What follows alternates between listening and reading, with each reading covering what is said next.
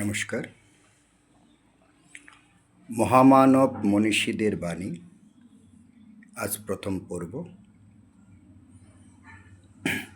তোমরা দুর্লভ জীবন লাভ করিয়াছ, তোমরা জানো না কি অপরিসীম শক্তির অধিকারী। তোমাদের এই শক্তিকে কাজে লাগাও। ক্ষণবেমা ও পচ্চাগা, জীবনের একটি মুহূর্তকেও নষ্ট হইতে দিও না। এই জীবন ক্ষণস্থায়ী, যে কোনো মুহূর্তে ইহার পরিসমাপ্তি ঘটতে পারে। অতএব তোমরা জাগ্রত হও, ভাবনা করো, নাম রূপকে জানো, বিদ্যার দ্বারা অবিদ্যাকে দূর করো। স্মৃতি সহকারে দৈনিক এক মুহূর্ত ভাবনা করিলেও তার অসামান্য ফল হইতে পারে। তোমরা ভাবনায় রত হও। অমনোযোগিতা বড়ই বিশ্রী ব্যাপার। এটি খুবই খারাপ অভ্যাস। যত শীঘ্র সম্ভব এই বদভ্যাস হইতে মুক্ত হওয়া যায় ততই মঙ্গল। একটি নির্দিষ্ট সময়ে একটি নির্দিষ্ট বিষয় চিন্তা করার অভ্যাস গড়িয়া তোলার জন্য বারংবার চেষ্টা করো।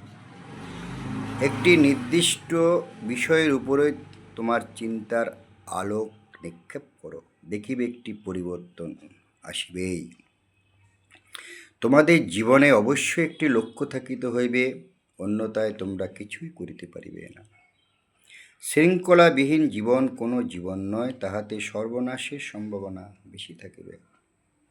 যদি তুমি দুঃখকে ভয় করো, বাস্তবিক দুঃখ যদি তোমার অপ্রিয় হয়, প্রকাশ্যে অথবা গোপনে হোক, কায় মনোবাক্যে পাপানুষ্ঠান করিও না।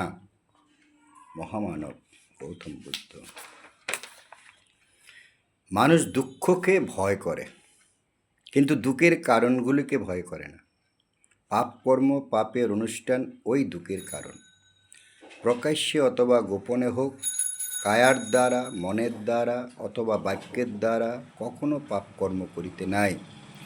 মিথ্যা, বৃথা, কটু, ভেদ বাক্য ইত্যাদি বাচনিক পাপকর্ম। হাত, পা ইত্যাদি অঙ্গ প্রত্যঙ্গ দ্বারা যে দুষ্কর্ম করা হয় তাহা কায়িক দুষ্কর্ম, যেমন প্রাণী হত্যা, চুরি, বেবিচার, মদ গাঁজা সেবন ইত্যাদি হলো কায়িক পাপকর্ম। মানসিক দুষ্কর্ম, মানসিক দুশ্চিন্তা, পাপ চিন্তা ইত্যাদি যার কারণে মানুষ দুষ্কর্মে লিপ্ত হয়, তাহাই মানসিক দুষ্কর্ম।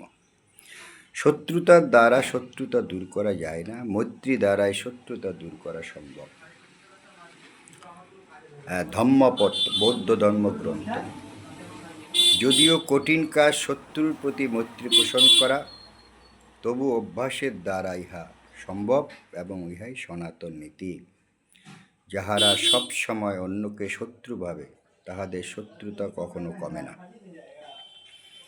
অহংকারের বশে মানুষ নানাভাবে বিপদগামী হয়, কিন্তু তাহারা যদি জানিত এই পৃথিবীতে তাহারা স্থায়ী নয়, তবে বিবাদ নিশ্চয়ই কিছু কম হইত, অহংকারও কিছু কম হইত। বেশি কথায় কাজ নাই, যে কথায় কোনো ফল নাই। অল্প কথা ভালো, যাহা ন্যায় এবং সত্য, শুভ ফলদায়ক। মহামানব গৌতম বুদ্ধ। যাহারা শুধু সুন্দর সুন্দর কথা বলে কিন্তু কথা অনুযায়ী কাজ করে না, তাহারা গো রক্ষাকারী রাখালের মতো শুধু গরু চড়ায়, দুধের ভাগী হয় না।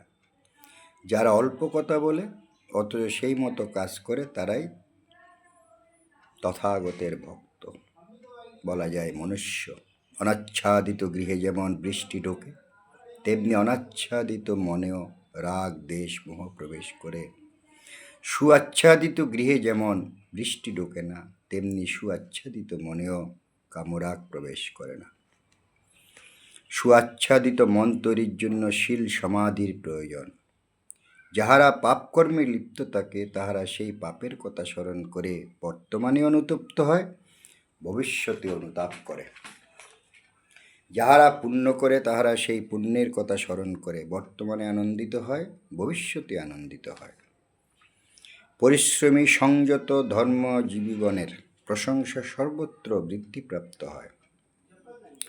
পরের ভুল দেখা খুব সহজ, কিন্তু নিজের ভুল দেখা খুব কঠিন।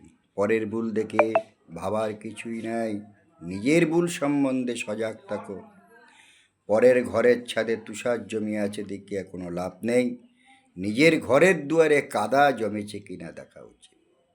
নিজেকে ফুলের মতো বিকশিত করো, ফুলের গন্ধ বাতাসের অনুকূলে প্রবাহিত হয়, কিন্তু সৎপুরুষের সৌরভ বাতাসের প্রতিকূল সর্বত্র বিরাজ করে। গন্ধহীন মনোরম পুষ্প যেমন নিরর্থক হয়, সুবাসিত বাক্য নিষ্ফল হয়, যেগুলি কার্যে পরিণত হয় না। জীবনে চলার পথে যদি নিজের চেয়ে শ্রেষ্ঠ অথবা সমসঙ্গী পাওয়া না যায়, তবে একলা চলাই ভালো। মূর্খের সাহচর্য ভয়াবহ, সর্বতভাবে পরিত্যাজ্য।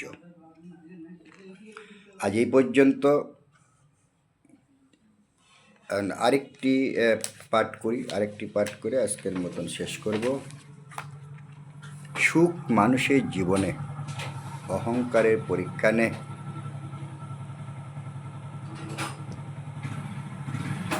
আর দুঃখ মানুষের জীবনে ধৈর্যের পরীক্ষা নেয়। ভগবান শ্রী রামকৃষ্ণ বা ঠাকুর রামকৃষ্ণ বা মহামানব রামকৃষ্ণ।